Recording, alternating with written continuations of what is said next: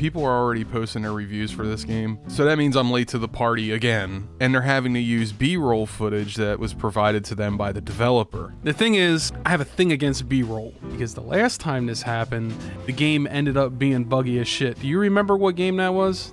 That's right, it was Cyberpunk 2077, the very game we're playing right now.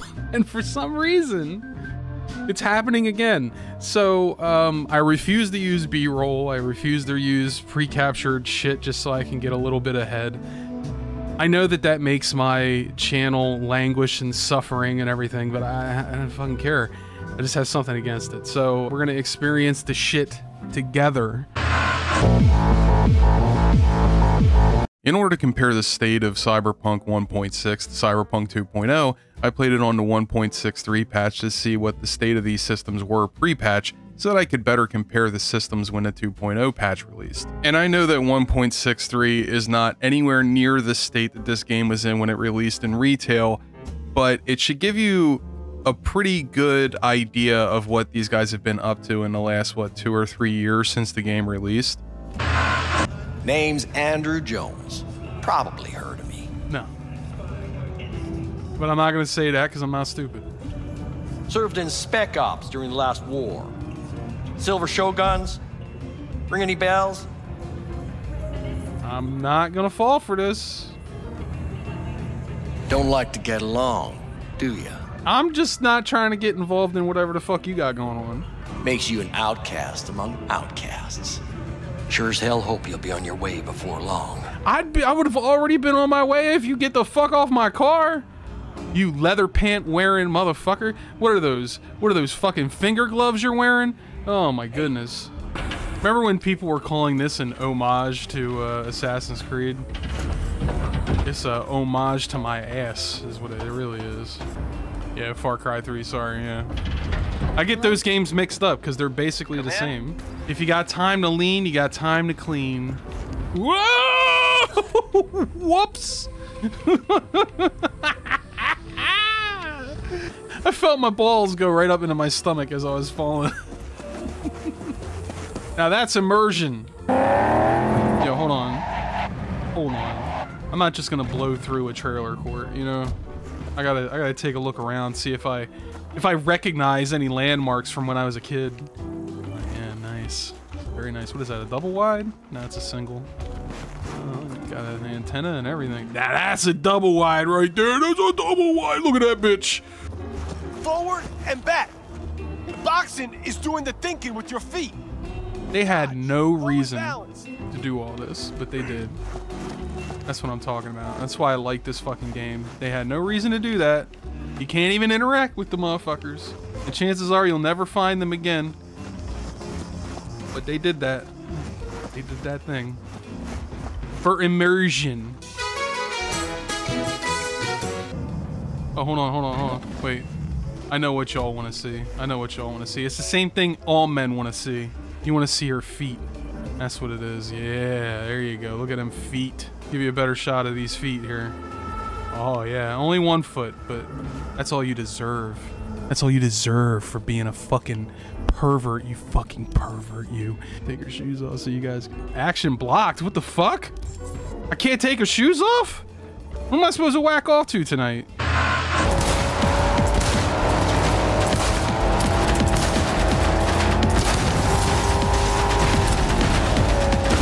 Yeah, this is by far the best opening.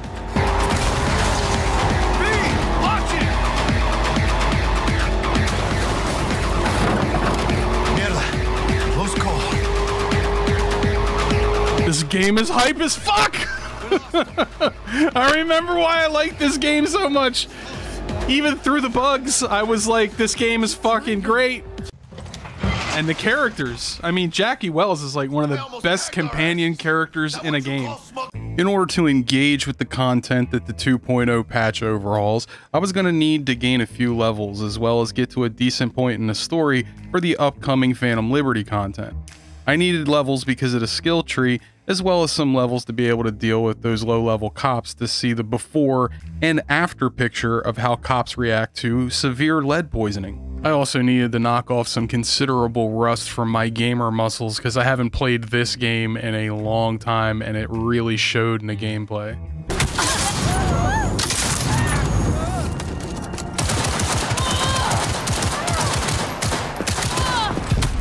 What the fuck?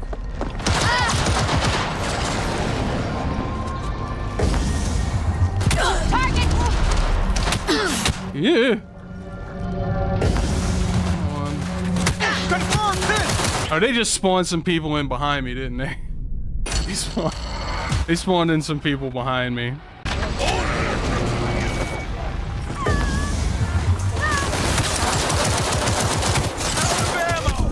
Damn. Okay. The police system in 1.63 was pretty freaking basic. I mean, what you had was you had a 5-star system, just like in a game like Grand Theft Auto, right? The only difference is that things didn't really escalate very much in the original game. And what would happen is if you got in a car and drove away, the cops couldn't really give chase or really do anything to stop you from doing that. So you can get away from just about every incident that the cops wanted you for. And the game also had a habit of spawning in cops right behind you, so you would be facing one direction, focusing down a cop who's trying to hide from you, and then turn around and get shot right in the face by one who just spawned in. It was not what I would call a good system. What is this? Is this a midget? What is that? Remember, you're not there to. Nah, that's like a really badass kid. Dude, he's like the coolest little kid I've ever seen. Man, if he had a cigarette, if he just had a cigarette in his mouth, he would be the coolest kid I've ever seen.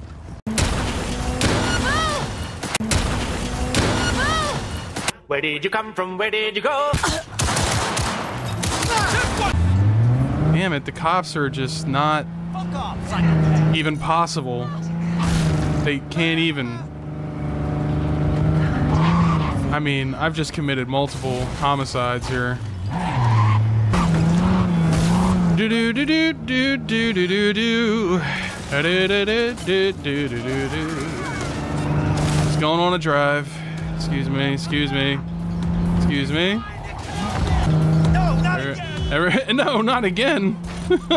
What? This has happened to you before?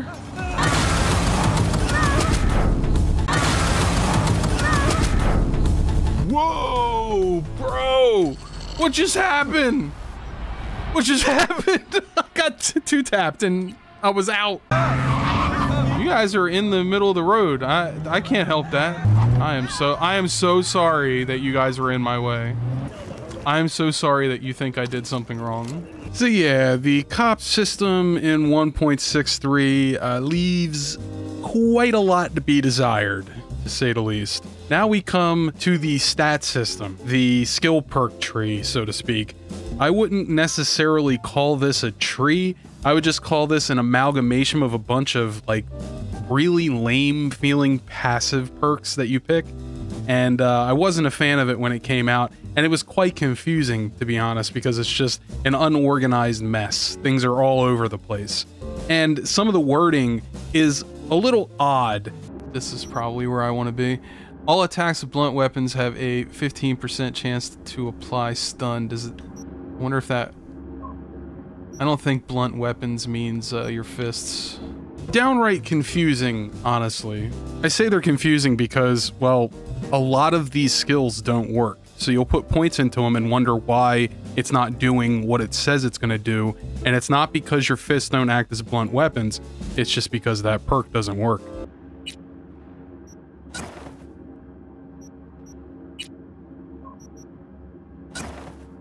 Hell yeah. There we go. Looks fucking ridiculous. Then we come to what I think is one of the more important aspects of the entire game, and that's the fashion. It says right in the book that this game is about style over substance. What that means in practice is that if you die, it doesn't matter as long as you look good doing it, right? So that means dressing up to the nines and the best clothing that's available. Looking the part is more important than playing the part, in this game at least. And that's something that was really screwed up by the fact that every piece of clothing had armor attached to it.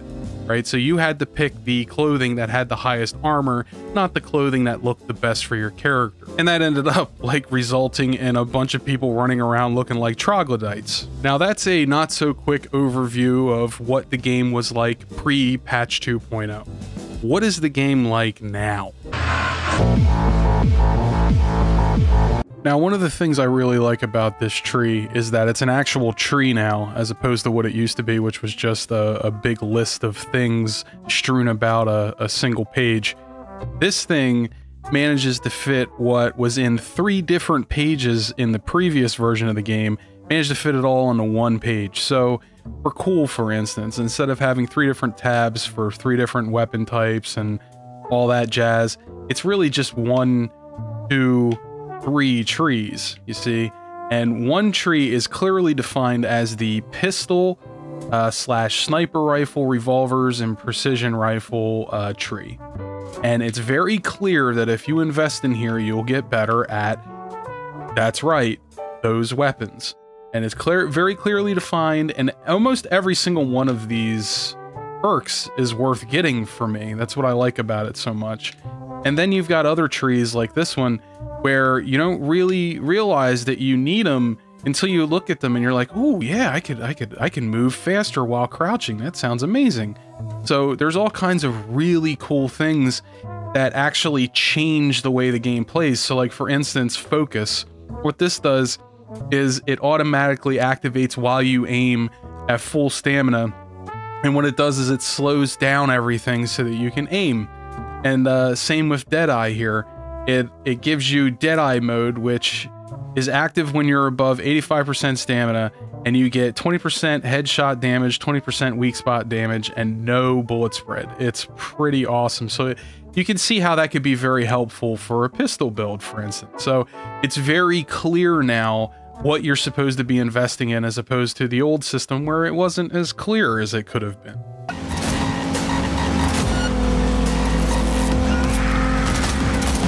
Assholes! V! Aim for the driver! Chingado! Bye-bye, cabron!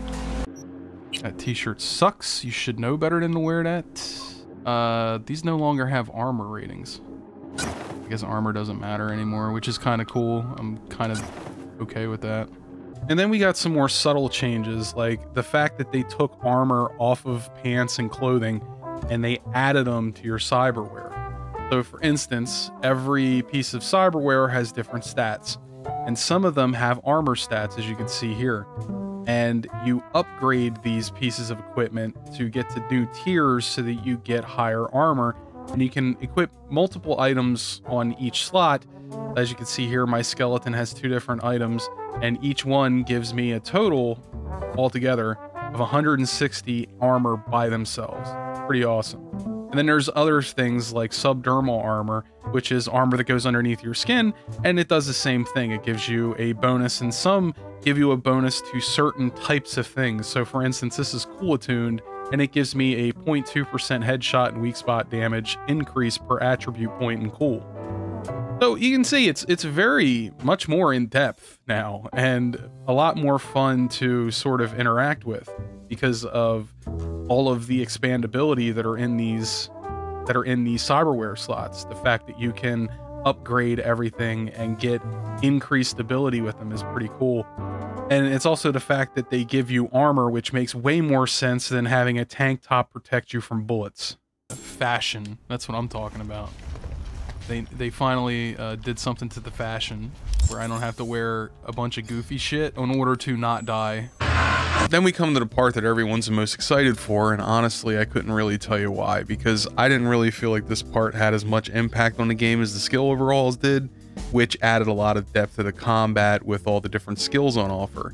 CD Projekt Red did a complete overhaul of the police system. As I stated before, the police were just a nuisance before this patch, and an easily dismissed one at that. Now the cops are an actual threat because they know how to pursue you in a vehicle and pit you and shoot at your car. I got a date. The enemy's dead. You don't say. She's so Whoops. Sorry. gets me, you know. Okay, so cops don't react if you run into them. That's good to know. That's right, there's also vehicular combat, and some cars have missiles and some cars have machine guns mounted on the front of them. And if there's no weapons mounted on your car, you can still roll down your window and shoot the guy next to you, just like in real life.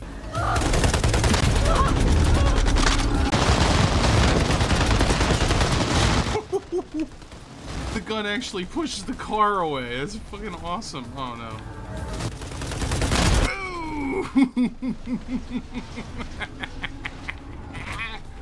The reason I wasn't terribly excited for it is because I don't play Cyberpunk like I normally play Grand Theft Auto. And honestly, I haven't played GTA like GTA in a long time either. Okay, here we go.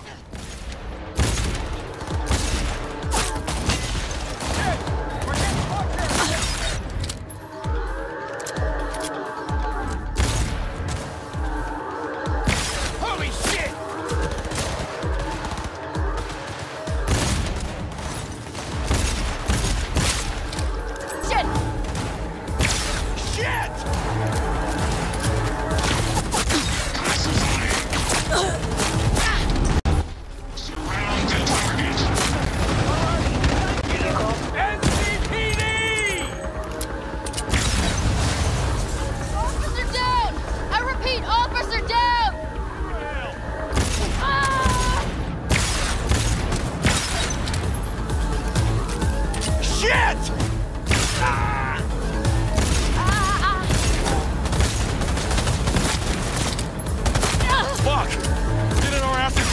Out here.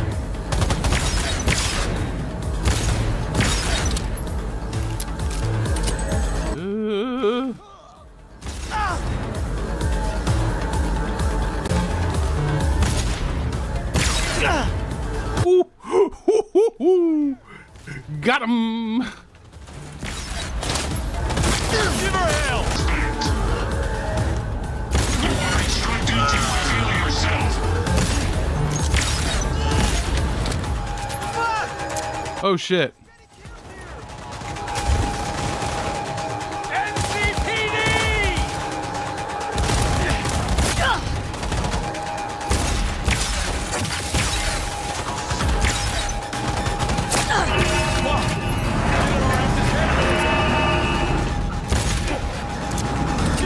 I got Max Tack coming in. Oh shit. Oh shit. Here we go.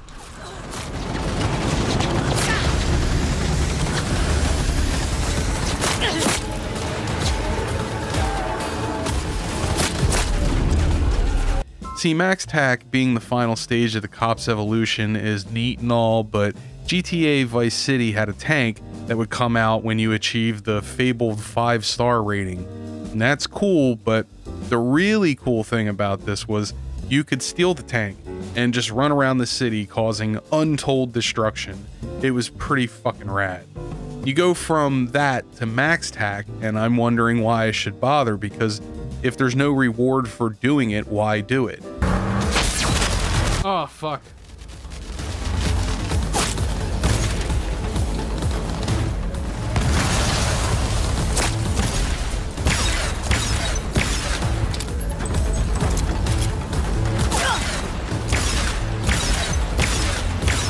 Woo! I might actually kill this guy.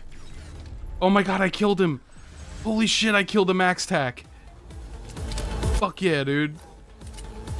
Nothing on him, though. Oh, that's a fucking shame right there, dude. That's an absolute fucking shame. I just don't feel the need to do it, to be honest. But if you're the type to play Cyberpunk like a GTA game, then have at it. I'm sure it'll be fun for you. The other thing I don't like about the system is that death is the ultimate failure state. Yeah, so then you just like reload in, and it's like none of that shit ever happened.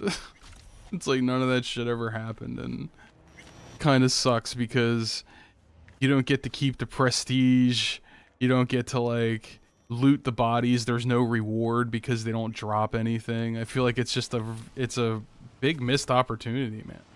It's a big because it's kind of hard to get to 5 stars in the first place. And when you get to 5 stars and you actually manage to kill one of them, you should get a reward for that. And it shouldn't just be you know, oh, you died and so you got to start back from a reloaded save. I don't know. I just, something doesn't sit right with me on that whole thing. If you attack the cops and get the max tack, death is a permanent state, so your character doesn't respawn in a hospital like they would in a GTA game, and instead you have to reload, which essentially means your character never did those things. It's such a little thing, and I don't want to sound like I'm complaining about it. I'm just stating at a point here that in GTA, my character did those things. But in Cyberpunk, it's like fighting max tack was just a bad dream. It never happened. Therefore, I don't bother interacting with that system because there doesn't feel like there's any point to it. Not only does it not reward you for even engaging with that system, but in fact it punishes you by making you reload your old save. But all the bitching and whinging aside, I mean, this is a very good patch. I mean, it makes the game play better, it makes everything feel better, and it adds a lot of really nice quality of life features, as well as a lot of nice new features like the cop system. So I think this is aces. This is a no-brainer. At this point, if all you wanted to do is just play the base game, I highly recommend buying the base game and at least trying out this new patch, because it really does make the whole thing a more cohesive whole as a product. Phantom Liberty's next on the list, and I honestly have very little negative to say about this DLC, but with an asterisk. Dude, that's how I feel right now. What kind of pills are these?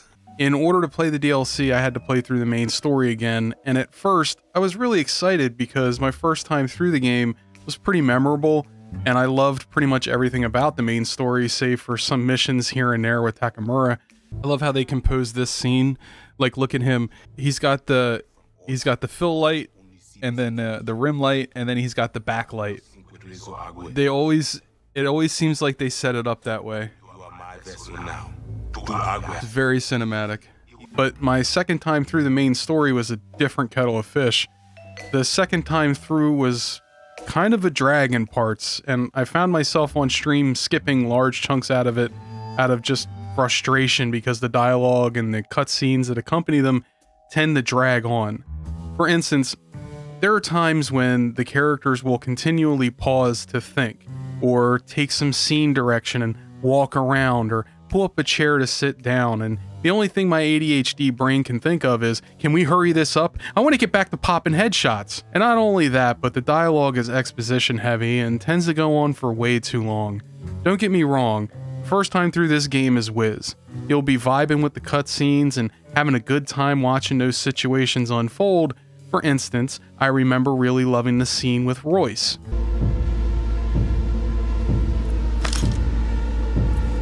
Yeah! Do it! Suck it down. Fucking tricked out this thing. Dynamic thermal optic camo armor. Full cognitive immersion with a Raven controller. Pimped out prototype actuators made of titanium, vanadium, Kevlar composite. And watch this! I love all the shit that's going on in the background. I fucking love that. I love that. My god. All the little details of the dialogue in this game are so good. The scene is good because it's framed cinematically, but also because it has a lot of movement and wastes very little time. It ramps up the tension with each new character it introduces, and my first time through, I was careful about what dialogue I picked. And what I did the second time through, even given my foreknowledge, was about the same. Let's see a cred. Brick got it. It's all paid out. Got it. I don't see any fucking brick around here, do you? It still holds up as a scene. It's just a shame that dialogue tends to be just people talking to you instead of being an actual scene, save for maybe the other scene with Meredith, which is still a pretty great scene.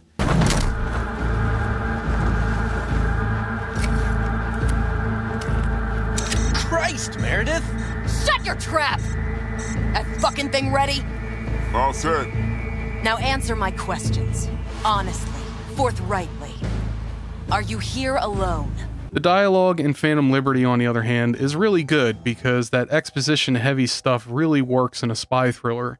It's one of the very few genres where you can kind of get away with that sort of thing without boring people to tears. The cast is excellent. I'm sure everyone in here knows Idris Elba, and in this game, I think he's good, but he's also weirdly subdued, and his accent feels odd, like it keeps going in and out on him. Hansen's spin work never fails to amuse. Part-time. And for some of the line delivery, it's a little odd, but aside from that, he has a pretty face, and I don't mind staring at it for 20 hours or so. Graphically, the game itself is a powerhouse. I haven't seen a game look this good in like, well, ever. I don't tend to play a lot of AAA games, so I don't take graphics all that seriously, but Cyberpunk continually has me sort of staring at the city in awe, and to this day, the game is just fun to ride around in, just taking in the sights and sounds. Dogtown, on the other hand, is a shithole, like the definition of a shithole. Dogtown looks like a bomb got dropped on it and no one ever bothered cleaning up the mess. The whole city is run by a dictator named Skippy McHughes or some shit. Hold on, let me look it up. Kurt Hansen. Yeah, he has a very generic name, but he's honestly an interesting guy.